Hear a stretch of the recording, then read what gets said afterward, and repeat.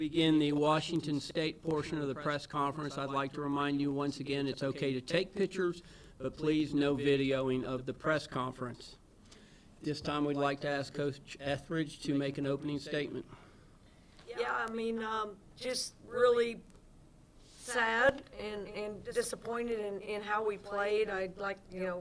K-State was awesome in the second half, made great adjustments, and just really got us standing still. I thought we really lost some opportunities in the first half to extend our lead, and just that just was glaring to me with some turnovers that we had and trying to do too much at times. But again, just a hard game to compete in. You know, you hold a really good team to 50 points, you think you're going to have a much better chance to win, and we just had one of those nights where our best shooters didn't always shoot it very well. So congrats to K-State. Really proud of our team for being here and fighting like they do on a daily basis, and you know, disappointed that we didn't do a better job today. Okay, at this time, we'll go ahead and open the floor up for questions for the student athletes. If you have a question, please raise your hand and wait until we get the microphone to you. Colton, go ahead. For either of you, how would you kind of assess the shooting struggles tonight? Was it, you know, getting the looks but not falling, or was there something about Kansas State's defense that was kind of, you know? Crystal, Yeah. or you want, go ahead, Charlie, if you're ready. No, that's fine, you're fine. Go ahead. I would just say, you know, we did get a lot of good looks, and just looking at the stats here, you know, obviously we had a really poor shooting night, and I think, especially, you know, shooters on the team, myself included, we got a lot of looks that we usually get, they just didn't go in. So, yeah, I think for us that's just, you know, getting in the gym and getting up those shots every day, being more consistent in that area. I think throughout this year that has been a problem for us some games. You know, when we go cold from the three-point line, we kind of struggle getting into different looks and getting into the paint, that sort of stuff. So, yeah, I think today we got a lot of looks, we just didn't knock them in. Other questions for the student athletes? We go from Mitch. Yeah, Mitch Northrup from the AP. For either one of y'all, what do you think worked defensively in the first half that didn't in the second half? Crystal, could you answer that, please? Yeah, our coaches had a really good game plan for us, and we had some different schemes to try, you know, stop both Lee and Sundell and the Glens and, you know, all their great players and weapons that they have. And, yeah, I think in that second half when we just, you know, weren't scoring as much and we were kind of struggling to get ourselves back in the game, we maybe took some risks that we shouldn't have, or we kind of just, you know, got a little bit flustered. So, yeah, we had a great plan in place, but yeah, we did really great at sticking to it in the first half, and just we had some lapses in that second that kind of hurt us. Any other questions for the student athletes? Back to Colton.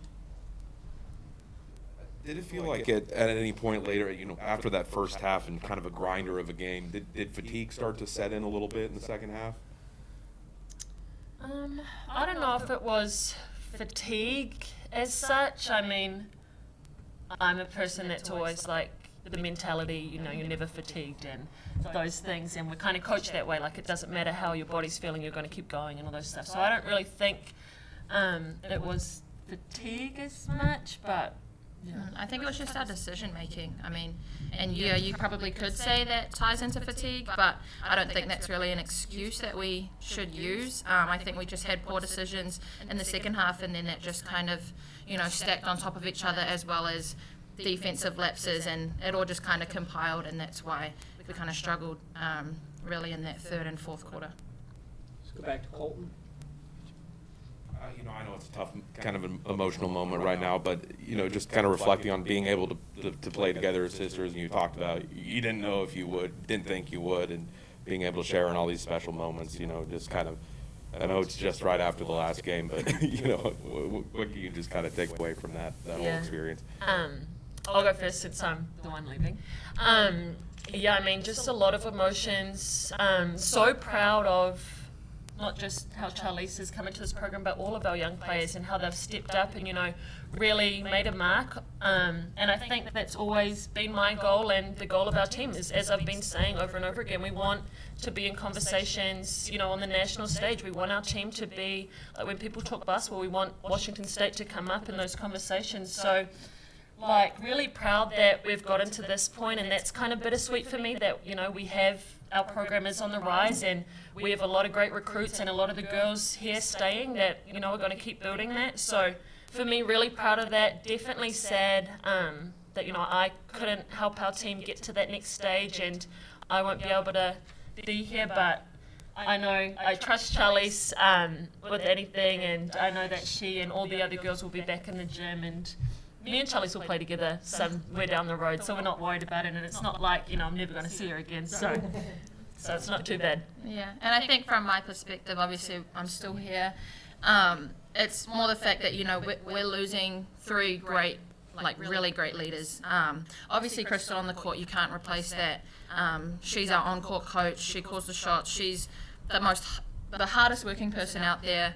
And that's going to be really hard, to replace. And also in Mick and Shear, you might not see it in the game on the court, but, they're just so solid for our team. In our trainings, in the locker room, their voice is something we all listen to. All the girls look up to them. They're the best role models we could have asked for, and that's going to also be really hard to replace. And so we're definitely going to miss them. But as a team, that's normal. You lose people all the time, and you have to find a way to come back, bounce back, and refigure everything out within your team.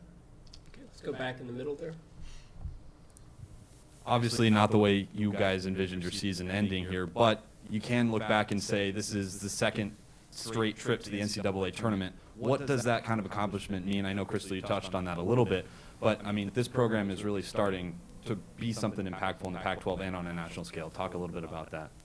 Yeah, we are kind of finishing at the same point we did last year, but if you really reflect on our year and some of the big games we had and how we did kind of all year round, I definitely think that, we've taken strides and steps forward, and so I just definitely not how we wanted to go out, but as I said, kind of bittersweet in terms of, what we have been able to achieve. And if you're really a part of this team and you pay attention to us, you will notice that our program is on the rise and we have a lot of growth, and we've made a lot of growth this year, even though, it might not show it from how far we've gone. But yeah, definitely think this team is on the rise, and I'm excited, for them to keep coming back to these tournaments and keep making some noise for our Coug family.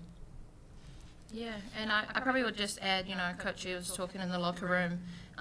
We're going to celebrate this year, and we're going to be really proud of what we've achieved. But on the backside of that, we can't be satisfied with just getting to the tournament. Obviously, that's a big achievement. Second year in a row is, amazing for us to get back here. But it's now taking that next step and getting past this first game, getting past this first round. Because I think, we're really capable of doing that. But yeah, it's just getting in the gym and having that mentality every day, knowing that, we can do this, and it wasn't just, luck last year or luck this year. We've proven that we can play and compete and get to this level. We just need to figure out how to get past this and get to the next step. Any other questions for the student athletes? Okay, we've got one person with their hand up on Zoom.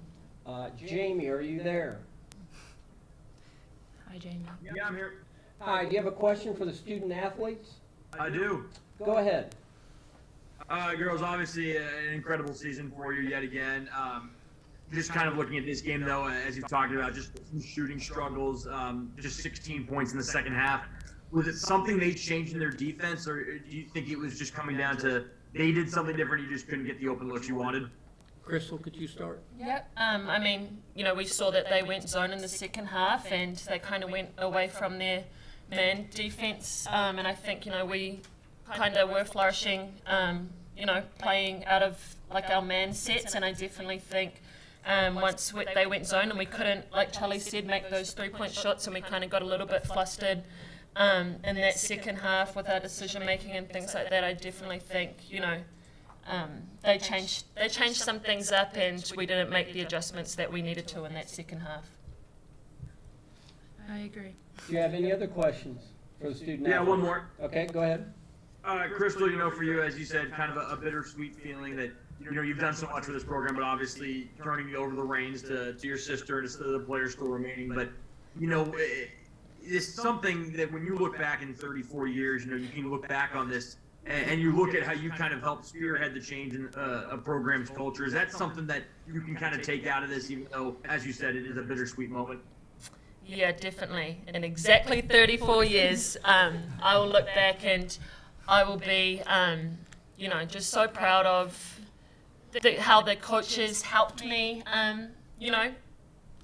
kind of turn this program around and the work that I've done. And I was just grateful to be kind of on the ride with them and, follow them here and really try to do something. And I didn't get as far as I would have liked with them and help them as much as I would have liked, but definitely, glad that I was able to be a part of it and was able to be a part of their kind of little coaching story and this program's history here. Okay, I'm afraid that's all the time we have for the student athletes. Ladies, thank you very, very much. Thank you. Go Cougs. All right, we'll now open up the floor for questions for Coach Etheridge. We start up front here with Mitch. Yeah, Coach. I think you said yesterday, you hadn't seen a player like Lee, before this year. What was kind of the emphasis to kind of frustrate her? And it worked really well in the first half. What changed in the second? Well, I think we got into foul trouble and had to go small a little bit. Fouls really mounted up for the two bigs that I put in. They obviously got a few good looks for her, and but every foul ended up in a shooting foul, and so the free throw. You can look, both of us were pretty awful shooting the ball, and shooting it from three. And the difference is, that kind of body, that kind of length. She's so good, better than anyone in the country that can catch it high and keep it high, and she gets a lot of calls on that, and that was really the difference. I thought they just got to the free throw line before the bonus right away, and that's how they scored a lot of their points. And that, point-wise, that really is the difference in the game. But I thought they did a really good job of maybe changing where they threw it to her. They adjusted well, and I thought they frustrated us a little bit on the defensive end, and we weren't as sure as we wanted to be when they were switching defenses, and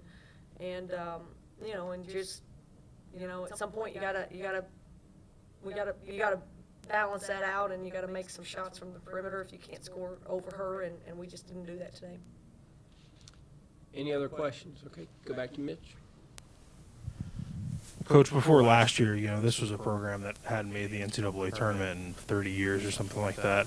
This is your second year in a row. You had a winning record, competing in the Pac-12, a very tough conference. You're only losing, I think, one starter from this team. I mean, do you feel like this team is closer to getting over the hump, and how good do you feel about, kind of taking this momentum into next year? Well, I really want to believe that our foundation is really solid, and I think losing, the foundational pieces of our other two seniors that don't play a lot, Mick and Sheer, losing Crystal is a big loss for us. We have a couple of point guards that we're bringing in, and a couple of different kind of players that I think will, bring us a little bit more depth there. And but those are big shoes to fill. But I love the fact that we're still pretty young, and that we have everybody coming back, and now the challenge for that group is to consistently get better. I think recruiting will get better for us. We will continue to try to get a little bit more talent, a little bit more size, things like that you've got to keep doing to keep up with teams that have this kind of size. But again, we've got to really be proud of the fact that in 4 years we've taken a program that had not won very many games in the history of their program to competing in the NCAA tournament. So couldn't be more proud, couldn't be more grateful to get to coach that senior class. And I do.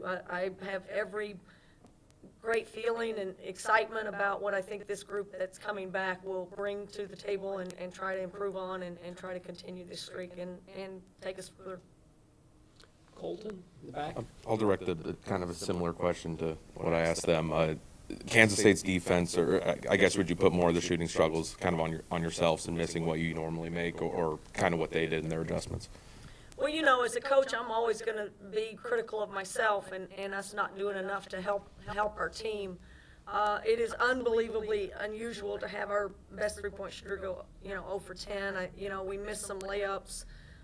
Again, I think the opportunities that we missed in the first half, instead of having, a little bit of a lead, I think we could have been up 12 or 14. And I think, those are the ones that I look at that you can start figuring things out in the second half, and you can manage it if you don't, when you go dry. But disappointed in how we responded. And again, I'm going to look at me first and my staff first and figure out ways to be better for our team. But I don't care. Again, it's still the same point. We held a really good team to 50 points, and you've got to, whether it's the coaches, and it certainly is in some ways, and the players, as far as what we've got to do to get better, we've got to learn how to score the ball better. Any other questions here for Coach? Let's go back in the middle there. I know you've kind of touched on outlook going forward and reflecting on the growth of the program going forward, Coach. But what's kind of the message going back into the locker room, after this loss, and then going forward, going back to Pullman, and how, like, when you start to get back to work, what's the message to build on this even further?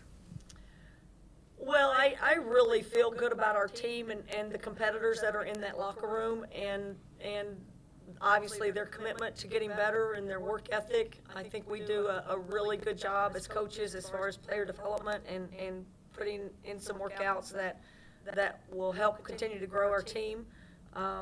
There's certain spots on the floor that I think are going to be rock solid for us. I think there's huge growth that our players will and can make.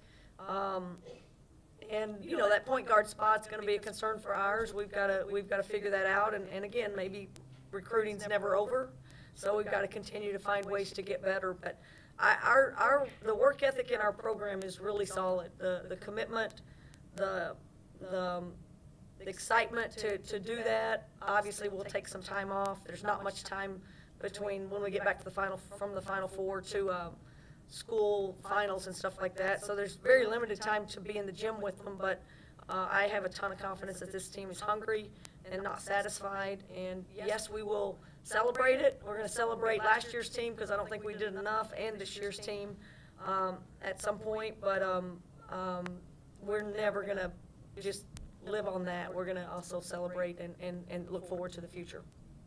Colton?